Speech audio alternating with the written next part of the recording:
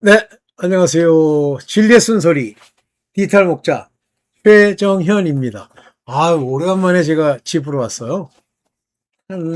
저희 그 본가죠? 우리 본가에서 죄송합니다. 이 컴퓨터도 이제 그 질이 떨어졌나? 컴퓨터도 그냥 옥신옥신하네. 거의 뭐 3주 있었어요. 중간에 한번 제가 나왔던 걸 빼고. 그래서 이제 중간에 제가 저 아이폰을 가지고 좀 찍어보려고 그랬는데 그게 만만치 않더라고요. 차에다가 거치해서 찍어야 되는데 좀 덥잖아요. 그래가지고 제가 더워서 이제 했는데 오늘 일부러 찍으려니까 이 반팔로 돼 있는 이걸 입고는 좀 민망스러워서 제가 원래 그 여름철에 입는 양복이었는데 옛날에 안 더울 때 그걸 하나 입었습니다. 자, 이제 오늘 제가 새롭게 깨달은 게 있어서는 아니고요. 제가 오늘 여러분들에게 말씀드리고 싶은 내용이 뭐냐면, 예, 이제 그렇게 뭐 병간호를 하면서 굉장히 많이 배웠고요. 우리 인간에게 이제 죽는 날까지, 저희 아버님이 뭐 돌아가시겠지만, 죽는 날까지 우리 안에 붙어서 자기를 자초하는 거예요. 우리 아버님 이름이 이제 함자가 있으면, 제가 볼 때는, 분명히 귀신인데, 그 귀신이, 자기가 우리 아버님, 그 함자를 대면서 우리 아버님이라는 거예요. 이것더라고. 그래서 예수 그리스도의 권세로 제가 그에게 물었어요. 우리 육신의 아버지에게는 언제 들어왔어? 그래서 이제 우리, 조부, 이제 이북에 계셨는데 우리 못 본 조부가 죽을 때가 우리 육신의 아버지가 한 10살 때쯤 된다고 그래요. 그때 들어온 거지? 그랬더니 이놈이 얼떨결에 뭐라는 줄 아냐? 아니, 그 전에 들어왔지. 이렇게 얘기하는 거예요. 그래서 내가, 그래, 전에 언제 들어왔어? 그랬더니 갑자기 이 귀신이 정신을 차리더니 안 있어요. 쳐다보고. 그러니까 이제 이 귀신들, 우리가 뭐 쉽게 뭐 찬송을 틀어주면 막 듣는다. 안 들어요. 찬송만 틀면 막 가슴이 답답하고 죽을 것 같다고 제발 구해달라고 그러고 그러더라고요. 하여튼 뭐 영적 싸움, 그전부터 알고 있는 거지만 실제 사례를 놓고 영적 싸움을 하니까 근데 이제 우리 뭐 다른 분들은 우리 육신의 아버지가 뭐 이제 천국 가야 된다. 근데 안 돼요. 그게요. 죽는 날 뭐 아버지 믿어요. 나는 이렇게 소용없어요. 근데도 그런 사람이 너무 많더라고. 또 뭐 저희 이제 동생이나 뭐 동생 부부의 그 신앙생활을 보면 개인적으로는 뭐 저에 대해서 이제 나름대로 어떤 생각을 가지고 제 얘기를 듣는데 진지하게는 듣는데 제일 중요한 게 뭐냐면 자기 자신을 볼 줄 모르고 자기 자신을 버릴 줄 모르는 거예요. 그런데 머리로 치면 말이 그럴듯해 들리는 거예요. 그래서 제가 그 영상을 들으면서 사단이 어떻게 우리 마음에 생각을 넣는가 하는 그 부분에 대해서 이제 제가 찍었는데 거기 중요한 얘기가 참 많이 나와요. 누스에 관한 이야기도 나오고 이성 또 생각을 만드는 과정에 대해서도 나오길래 제가 참 괜찮다 이렇게 했죠. 자, 그냥 뭐 오늘은 이제 본가에서 제가 일단 잠시 돌아왔으니까 며칠간 집에 있을 건데 그걸 위해서 이제 기초적으로 여러분들한테 좀 말씀을 드리자면 제가 영상을 굉장히 많이 들었어요. 있는 동안에. 근데 그 영상을 들으면서 느낀 게 뭐냐면 이분 많은 사람들이 지옥 가겠구나. 지옥까지는 아니겠지만 일단은 천국은 못 가겠구나. 이건데 자꾸만 늘 무슨 이스라엘의 무슨 전쟁 흰 말이 어쩌다 무슨 말이 어떻다. 그다음에 노아의 시대의 두 번째 날의 상태가 어떻다. 자꾸만 이런 본질 외의 사건, 하나님의 주권하에서 결정된 여러 주변에 일어날 사건들에 관심을 가지는 거예요. 물론 그것을 세상의 징조를 바라볼 때 그걸 통해서 바라보는 거 좋습니다. 그런데 그거는 내가 최종적으로 내 영혼이 영생하는 즉 구원을 얻는 것과는 관계가 없어요. 자, 만약에 이제 적그리스도가 나타나서 자꾸 666표 그러는데 666표는 말이 안 되는 게 짐승의 수라고 그랬지 짐승의 표라고 안 그랬잖아. 지멋대로 짐승의 표, 매매표와 짐승의 수를 막 뒤섞어가지고 그냥 편한 대로 얘기하는 거예요. 짐승에는 666, 666. 6이라는 건 6일째라는 얘기고 인간의 수예요. 그는 인간의 수라. 7은 안식의 수, 완전해지는 수인데 어쨌든 뭐 이제 그 표, 이제 짐승의 표를 받느냐만 그거는요. 내가 안 받아야지 머리를 써서 막 내가 최대한 버틸 만큼 버텨야지 해서 안 받는 건 아니잖아요. 시대가 왔어. 그런데 666이 아닌 짐승의 표를 받아야 될 때가 오면 받게 돼요. 그걸 뭐 어떻게 할 수가 없어요. 아유, 죄송합니다. 이거 했는데 다 찍혔네. 나중에 잘라낼게요. 그래서 이 구원의 핵심은 뭐냐면 나를 바라보는 거예요. 근데 나를 살펴볼 때 나의 관심사가 어디 있는지를 먼저 여러분의 관심이 어디 있어요? 여러분의 관심이 세상에 있습니까? 세상에 있는지 하나님께 있는지 모르겠어요. 내가 세상을 살아나가. 근데 어떤 게 세상을 사는 건지 스스로 알 수 있어요? 여러분들이 알 수 있습니까? 나는 세상을 안 사는 거예요.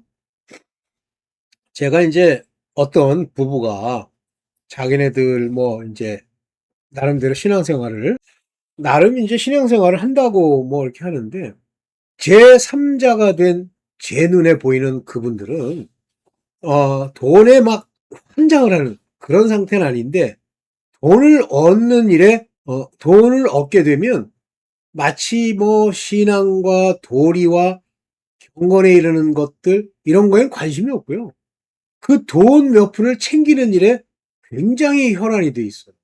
그런데 본인들은 굉장히 신앙적으로 열심히 산다고 스스로 생각을 해요. 근데 뭐 그런 모습들을 보면서 그걸 어떻게 할 거야? 그걸 어떻게 인식시켜줘요? 이렇게 뭐라고 얘기를 하면 뭐 기분 나빠하는지까지는 확인 안 해봤는데 기분이 나쁘죠. 그러니까 세상을 사는데 세상에서 제일 문제가 되는 게 돈이에요. 그러니까 돈을 위해서 여러 가지 활동을 하는 거예요. 물론 자기네들이 볼 때는 그 돈을 위해서 하는 활동이 자연스럽죠. 그냥 수십 년간 해온 거고 많은 사람들이 이렇게 살아가고 있으니까. 그러면 돈을 멀리하라는 뜻이냐? 맞습니다. 멀리할 수 있으면 멀리해야 돼요. 돈에 관심을 가지지 말라는 얘기가 맞습니다. 관심을 가지지 않으려면 안 와야 돼요. 도리와 돈이 있으면 도리가 먼저냐 돈이 먼저냐 할 줄은 우리가 도리입니다. 어떤 길을 가야 되는 이치죠. 도리가 먼저. 경건이 먼저냐 돈이 먼저냐면 경건이 먼저. 그럼 경건은 성경에서 또 주어 읽은 게 있으니까 그러면 거꾸로 사람이 기본적으로 행해야 될 일들 이것과 돈이 무엇이 더 중요하냐면 사람이 해야 될 일이에요.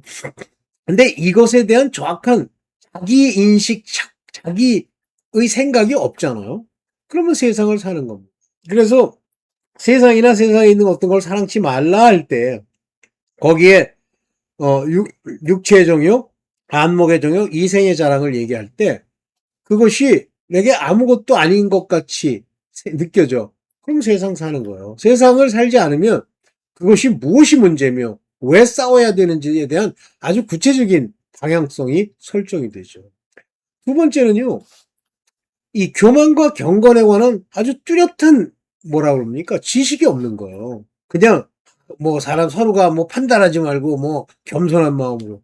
그게 겸손인 줄 아세요? 그거는 지들이 생각하는 겸손의 인간이 생각하는 프랑스에 가면요. 프랑스 사람들이 뭐 나름 뭐 교만한 부분도 있더라고요. 자기네들이 굉장히 우수한 민족이라고 생각을 하는 거죠. 근데 거기에 이제 걔네들이 얘기하는 네 가지 국가의 설립 목적이 있어요. 그중에 박애. 박애는 이제 넓은 사랑이라는 뜻이죠. 자비. 그 다음에 평등. 이런 게 있어요. 보세요. 박애와 평등만 놓고 봅시다. 이것이 성경에 나와 있는 가치입니까? 아니에요. 그건 마귀가 속인 그런 가치예요. 성경에는 평등의 개념이 없습니다. 성경에 평등이 어디 있어요? 성경에 박애의 개념이 없어요. 박애가 어디 있어? 지들 멋대로 붙인 거지. 그러니까 자기네들이 그것을 국가 설립의 목표라고 정했다고 뭐 교만해질 수 있죠. 그러나 어차피 그게 교만하지 않고 자기네들은 뭐 굉장히 그 놀라운 덕목을 따라간다라고 생각하면 자기네들은 그걸 겸손이라고 생각하겠죠. 그러면 겸손과 교만의 차이가 뭐냐면 예수 그리스도의 말씀과 경건에 관한 교훈에 창념하느냐 거기에 초점을 맞추느냐예요. 여러분들 중에 어떤 사람은 자기네 이제 결혼한 분들 자기네 식구를 보호하겠다 그래서 뭐 자기 식구네들의 뭐 평안 이걸 위해서 추구하잖아요. 그러면 간 거예요. 그게 미국 사람과 뭐 한국인 전체는 아니겠지만 차이가 그거예요.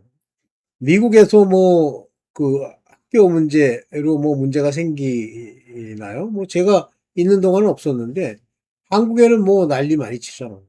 근데 왜 그러죠? 어. 근본적으로 인간이 살아가야 하는 길에 대한 도리가 정립이 안 돼 있기 때문에 그래요. 그러면 우리 부모네도 그러냐? 그렇습니다. 제가 요번에 뭐 두 분 연세가 뭐 이제 거의 90세가 다 넘은 분들을 모시고 이렇게 얘기를 하면서 과거를 이렇게 살펴보고 성품을 살펴보니까 정확하게 얘기하면 가치가 분명하게 설립이 안 돼 있어요. 자기를 위해서 저걸 하는 거예요. 내가 조금 괴로우면 그 괴로움을 없애기 위해서 주변에 많은 사람들을 괴롭히고, 나 하나를 위해서 모든 사람이 와서 자기를 위해 뭘 해줘야 되고, 이런 식이에요. 그렇지 않은 사람도 물론 계신데, 제가 이제 본 우리 90세가 넘은 양친은 특징이 그렇더라고요. 그래서 내가 제 아우한테 그런 얘기 했어요. 내겐 없느냐? 제게도 있습니다. 자, 중심이 누구냐는 거예요. 나잖아요. 여러분들도 중심이 납니까? 그럼 절대 구원 못 받습니다. 중심이 난데? 그러니까 내가 중심이니까 내가 생각하는 하나님, 내게 필요한 지식, 나를 위한 하나님, 나를 위한 영적 세계, 전부 나라고 하는 것을 위한 폼이 나를 위한 그 과정을 발복하는 거예요. 의가 뭔지 모르는 거예요. 의의 길, 바른 길이라는 건데 바르단 말입니다. righteous, 바른 길인데 무엇이 바른 줄 모르는데 그러니까 자기를 위해서 사는 것이 의인 줄 아는 거예요. 뭐 한국이 전체가 다 그러는 건 아니겠지만 그게 구원 받겠습니까?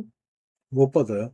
그러니까 마지막 때는 항상 나를 살펴봐야 됩니다. 나를 정확하게.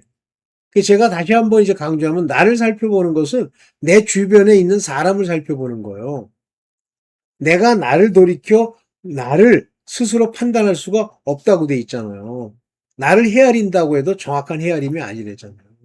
이해됐어요? 그러니까 내 주변에 있는 사람을 봐야 된다. 두 번째, 내게 일어나는 어떤 괴로운 사건의 종류가 무엇인지를 알아내요. 어떤 사건이 일어나는 겁니까? 멱살을 잡는 사건이 일어나는 겁니까? 아니면 나를 막 욕하는 사람이 나타나는 겁니까? 아니면 어, 자기네들의 주장을 하는 사람들이 나타나는 거 뭐가 나타나는 거죠? 그걸 여러분들이 이제 보셔야 돼요. 내 주변에서 일어나는 일들을 보셔야 돼요. 이제 셋째까지는 아닌데 아까 얘기에 이제 연결되어 있는 건데 관심사를 보셔야 되는데 어디에 관심이 많으세요? 저는 뭐 요번에 이제 굉장히 연세 많으신 치매가 아주 심각하게 우리 부친을 통해서 저분이 이제 저런 거 그렇지 옛날부터도 있었는데 저렇구나. 근데 제가 우리 부친한테 이제 치매지만 물어봤어요. 혹시 과거에 뭐 잘못하고 죄 지은 게 없으세요? 그랬더니 난 그런 거 없는데 그래. 그러면 잘 사셨어요? 항상 모든 사람에게 좋게? 응. 물론 치매라서 이제 그런 것도 있는데. 그래서 여러분들 구원 얻는 게 뭐 마지막에 뭐 주여 부르짖으니까 구원 얻었다고 거짓말이에요. 안 돼요. 그러면 먼저 자기를 살피는 일이 굉장히 중요하다. 자기를 살펴봐야 된다. 그래서 자기의 살핀 중에 자기를 괴롭게 하는 사건들이 다 나다라고 생각하는 걸 여러분들이 마음속에 두고 가야 됩니다. 그래서 이 마지막 때는 구원을 정확하게 받는 건 나를 정확하게 살펴보는 거지.